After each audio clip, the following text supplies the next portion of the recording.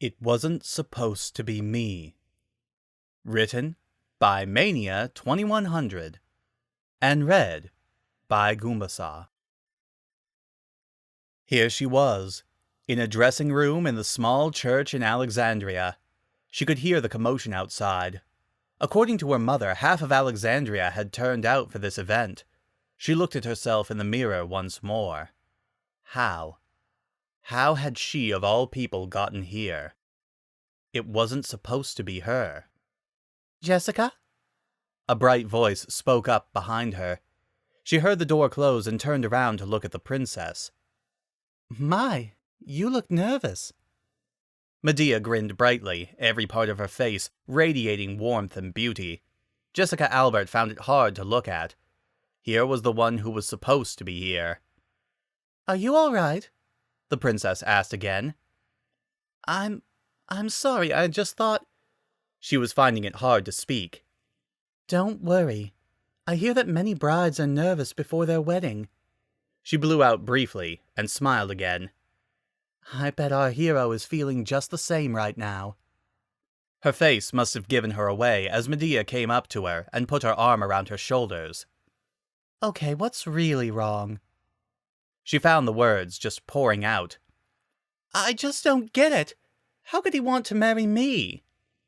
"What are you talking about? He's marrying you because he loves you. You can see that whenever he looks at you," Medea said, slight exasperation in her voice.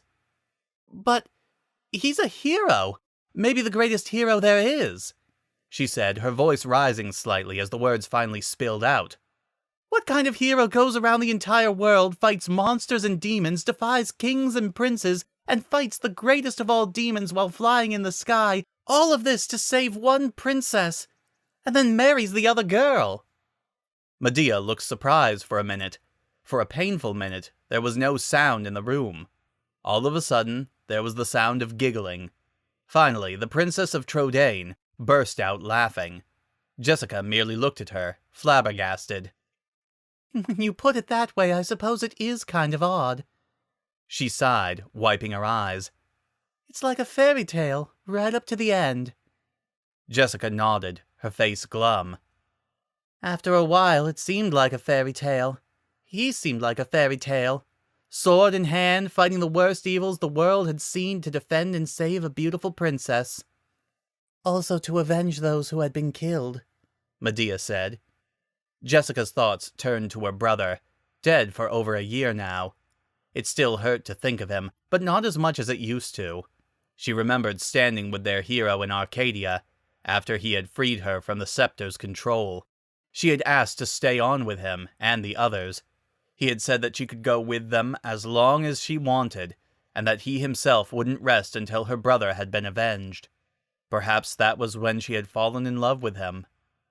"Jessica, he's been my friend since we were little. I found him unconscious in the woods around Trodaine. He had no parents, no family. My father looked all around the town and the neighboring towns, trying to find his home. Finally, we gave up and the guard captain adopted him." Medea sighed. "When the curse happened, he was a guard. He woke us up after Dolmagus attacked us. After that, we were on the road. You know the rest." Medea smiled brightly again. "It was horrible, really. It was a story for the ages, and he's a hero for the ages. Heroes like that never marry girls like me." "And who should they marry? Princesses, right?" Medea said, her voice serious for once. "Look, Jessica, I know him better than anyone else. I also know that not all stories end the way they should, and I'm making quotation marks there. Sometimes they end a different way, a way that brings happiness to certain people who truly deserve it." Medea stood in front of her friend and put her hand on her shoulders. "Our hero. He's traveled around the world, fought monsters and demons, defied kings and princes, and fought the greatest of all demons while flying in the sky." Medea smiled again. "And during all that, he found the girl he loved and came home to marry her. As far as I'm concerned, that's just as good a story as the one with the princess. All that stuff he did for me, I know he'd do all that and more for you. I also know that you love him too, right? Jessica was silent for a moment. Yes, she almost whispered. And you want to marry him as much as he wants to marry you? Her voice was stronger this time. Yes. Then, let's go out there and get you married. She was walking out of the dressing room before she realized what was happening. She almost ran into her mother. Jessica, darling, there you are. We're just about to start. Her mother was dressed in her normal outfit, which, strangely enough, seemed to be just fine for a wedding. She placed her arm under her daughter's.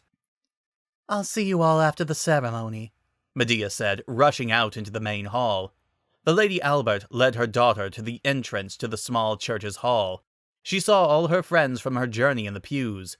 Red and Yangus sat off to one side, with Maury right next to him. Across the aisle sat the Golding twins, Cash and Carrie. Angelo sat in front of them, with a new girl sitting next to him who seemed to be spending the ceremony trying to stare into his eyes. Bangers and Mash sat across from him, with the empty spot for her mother. Bishop Rollo stood at the dais. When he had heard of the ceremony, he insisted on leading it himself. She had been flattered that the head of the whole church would come to officiate her wedding, but he had claimed that he owed them greatly for helping him. And standing in front of him was their hero. She couldn't take her eyes off of him. As her mother came to a stop, she thought she heard Rollo ask who gave this woman away, and her mother answer. She saw her hero take her hand in his, and all of a sudden she was lost. All her previous doubts melted away, and she was never happier than she was at this moment. She heard the bishop speak again, and saw him speak. I do, he said. Once again the bishop spoke. Jessica didn't hear him. She suddenly felt a hand on her shoulder. She looked up. Lady Albert? Bishop Rollo asked. She blushed slightly. I do, she almost sputtered, looking back at her beloved. Then I now pronounce you man and wife. They both smiled. You may now kiss the bride. He did, and her mind turned to jelly again, a strange haze of joy.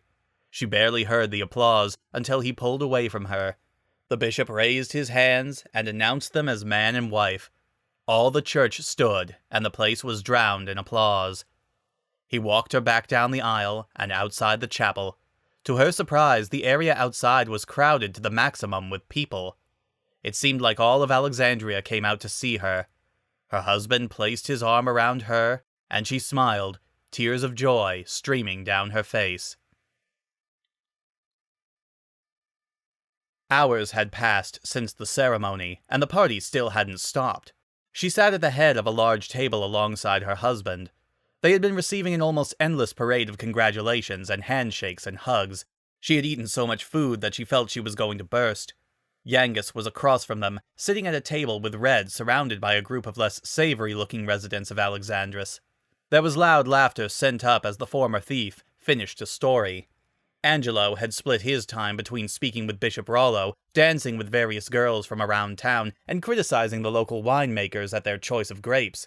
He was currently involved in the dancing, with what seemed to be his 10th different girl that night. Princess Medea had had an interesting night. She was also dancing with what Jessica was sure was her 8th different man. It was clear the now thoroughly single princess would have no trouble with a lack of suitors. She looked up and saw the moon rising. She then turned and saw her husband looking at her. He smiled and kissed her again. You want to get out of here? He asked. She blushed and nodded. As they made their way back to the manor, she felt like she was in a dream, and she began crying again. At the door, he stopped and held her in his arms. I love you, he said. I love you too. More than anything, she said. She looked up at him, and they kissed again in the moonlight. For another minute, both were lost in the moment, and he reached down and opened the door. She followed him inside.